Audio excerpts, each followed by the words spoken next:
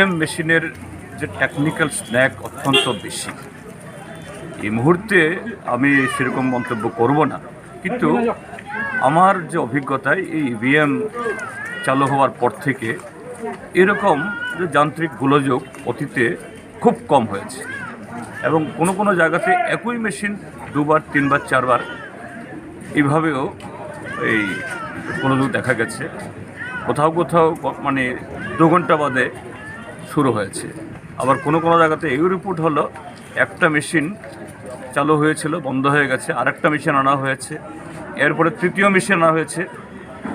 এটাও নাকি এরকমভাবে এই মানে গোলযোগের সম্মুখীন হয়েছে। এটা কেন, এটা সবটা রিপোর্ট পেলে পরে সন্ধ্যার পর জানা যাবে। আমি এক্ষুনি এই সম্পর্কে কোনো সিদ্ধান্ত উপনীত হতে যাচ্ছি না, তবে এটা অন্যান্য বারের তুলনায় একটু মানে বেশি।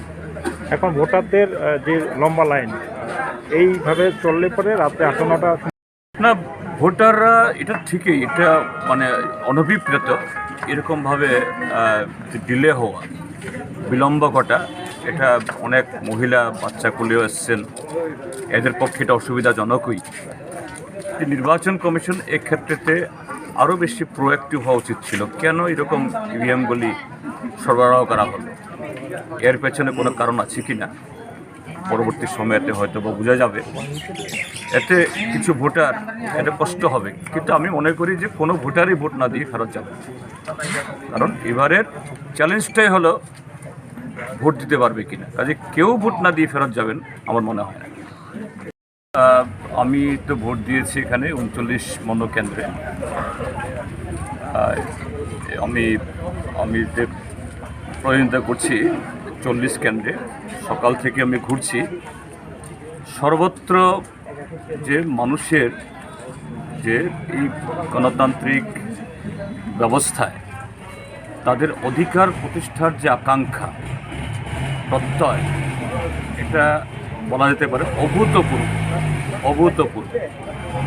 যেন মনে হয়েছে এ রাজ্যের মানুষ নতুন একটা কিছু রচনা করতে চান, একটা সৃষ্টি করতে চান।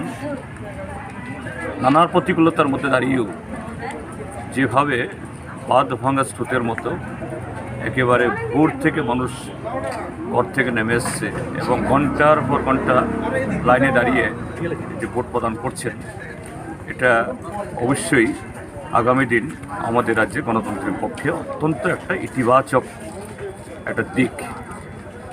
এবং এই ক্ষেত্রেতে আমরা শুনছি বিভিন্ন জায়গাতে গত রাতে এই পরিবেশটাকে বন্ধুল করার জন্য গত 5 বছরের ন্যায় চেষ্টা হয়েছিল, কিন্তু তা সত্ত্বেও যে কিছু বিক্ষিপ্ত কিছু জায়গা বাদে সর্বত্রই মানুষ সমস্ত বাধা এবং প্রতিবন্ধকতার ঠেলে কোথাও কোথাও মহিলারা দল বেঁধে যারা মানুষকে এই বাধা দেওয়ার জন্য নানা ষড়যন্ত্র করেছে, এই ষড়যন্ত্রে বাধা ঠেলে বেরিয়ে এসছে।